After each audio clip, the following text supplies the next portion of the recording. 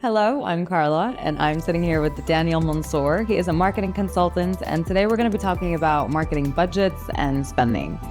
How are you, Daniel? I'm doing good. It's a very important topic. A very, very important topic. And, very relevant. Yeah, and something that is great for a lot of businesses and people out there. Yeah, I think we're moving into a very interesting period where, now with the introduction of AI, it's going to help reduce a lot of costs. That's right. But I think that it's a multifaceted conversation, and, I think that there's a lot to get into. So let's start with the first question. Yeah, absolutely. And it's a juicy one. In a time where marketing budgets are being scrutinized more than ever, how should businesses be thinking about their marketing spending in this day and age? My number one advice to every client is to be data-driven. Based on the data, you'll know how to work with your budget. You'll know where to invest, where to spend. This is very important because a lot of people just shoot in the dark. And oftentimes they also, when something doesn't work, they scrap it. This takes me to my next point, which is test and test regularly. Constantly, test different things. See how your campaign performs with different messaging, different designs, and different creatives and whatnot. That's my second thing. I would like to see people also focus a little bit more on customer retention and to build a database, an internal database of, customers and potential customers, their email addresses, their phone numbers. I think it's a lot more cost effective in the long run, especially when it comes to, comparing it with advertising. When you're advertising, you're constantly, burning through your budget and it's nonstop. You're relying on advertising to do the work for you. But when you have the data, you can always do a marketing campaign, an email campaign, an SMS campaign, or even target ads specifically to them. That will generally lower your cost down. And finally, leverage AI tools. We're at a time that's quite interesting. It's fascinating. I know that there are a lot of doubts around AI, and also a lot of people are a little bit nervous about how to adopt it without getting into a lot of legal loopholes.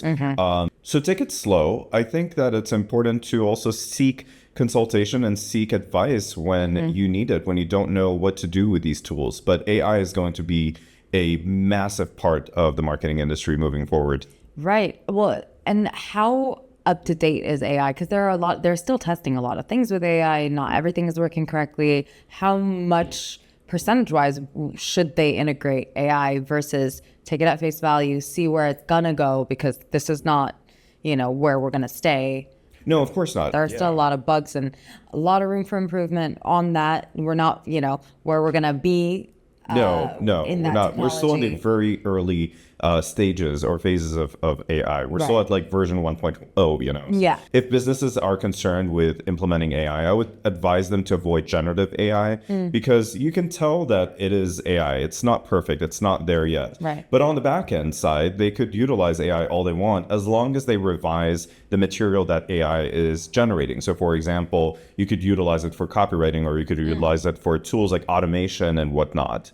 I think that that's where AI could really help with reducing a lot of time wasted on little things that just takes time. But, you can always use AI to generate copy or use AI to generate automation. You just need to keep an eye on it because AI is trained on a lot of material that's out there. So it's bound to copy other people or other resources, and you don't want to get into that issue. As long as you have a good copywriter or someone who could stay on top of AI in general, just to make sure that what it's processing and what it's doing is on point. And on that note, looking at businesses that have maximized value with limited marketing budgets, what are the common threads or strategies that have allowed them to stretch the dollar effectively?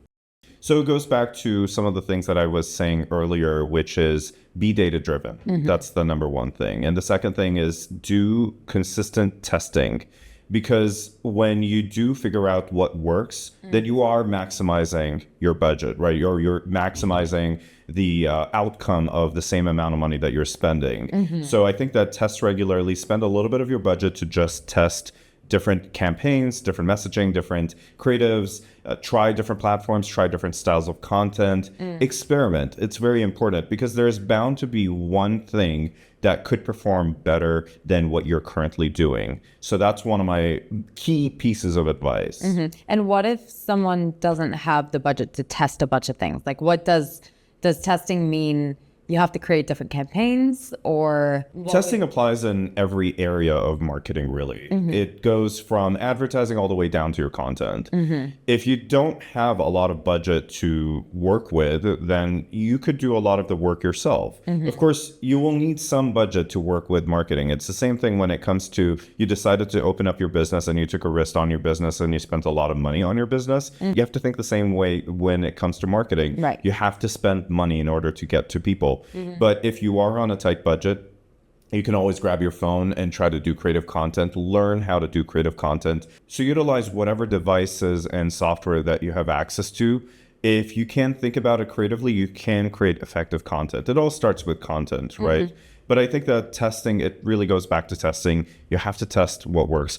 From content, messaging, your emails, your SMS, your advertising, your campaigns in general. If you are doing things like online advertisement versus traditional advertisement. But I will suggest, there are some tactics. For example, if you are doing a full-blown campaign where you're creating a mix or utilizing some aspects of digital advertising with traditional advertising or traditional marketing, you could always test on digital platforms all you want. Right. And then if something works, then you could expand it and you can Maximize it. absolutely, then you can roll it out to traditional marketing.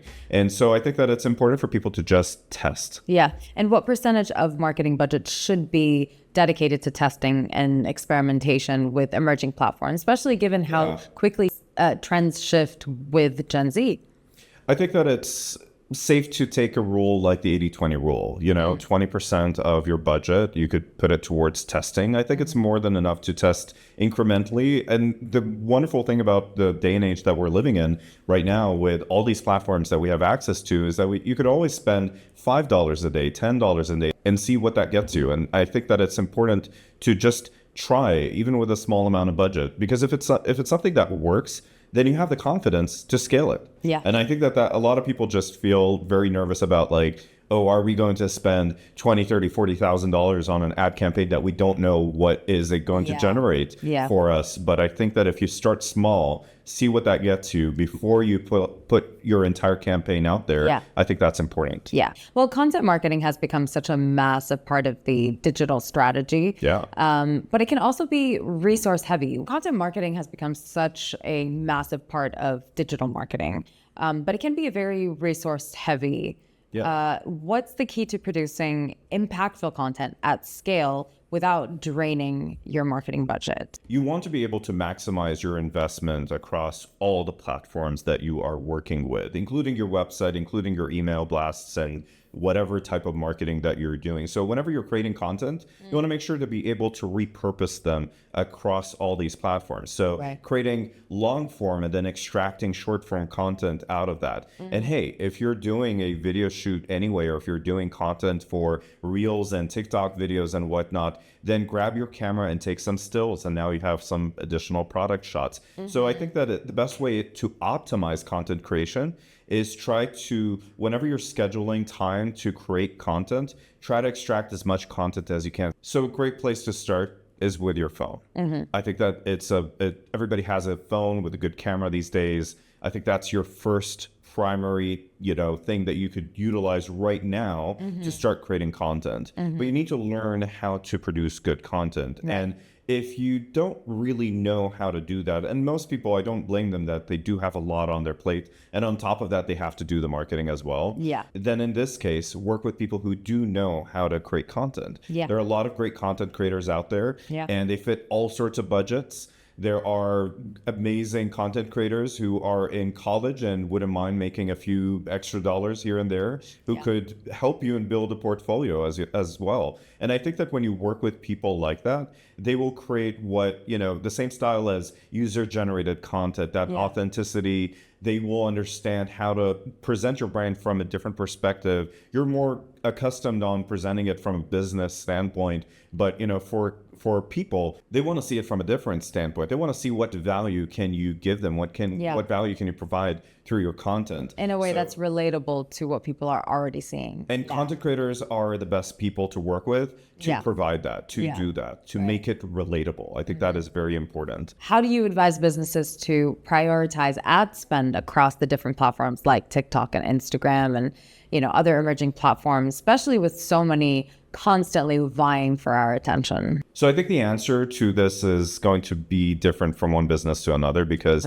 some people are stronger generally on TikTok. Some people are stronger on Instagram. So my recommendation is wherever your audience is, you have to make sure that they are engaged on that platform. But it doesn't hurt to utilize the 80-20 rule to test different platforms with about 20% of your budget, just to see if other platforms could perform just as good. The other way to think about it is to think about what type of a result are you looking for at this stage in your business.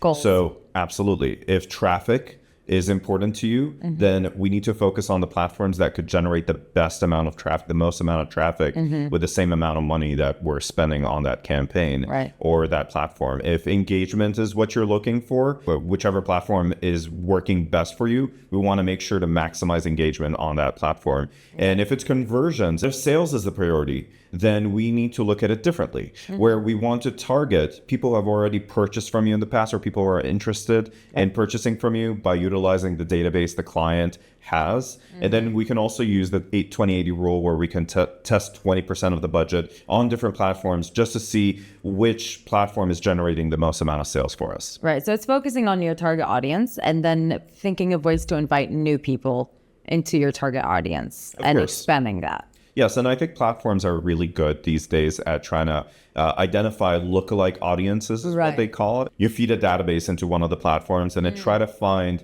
people who have similar behavior on these platforms, you know, across their database of users. Yeah.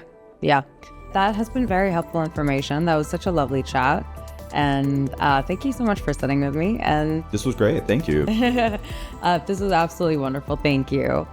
And I hope you guys did too. If you like that kind of content and you want to hear more about different topics, then follow for more, and we'll see you next time.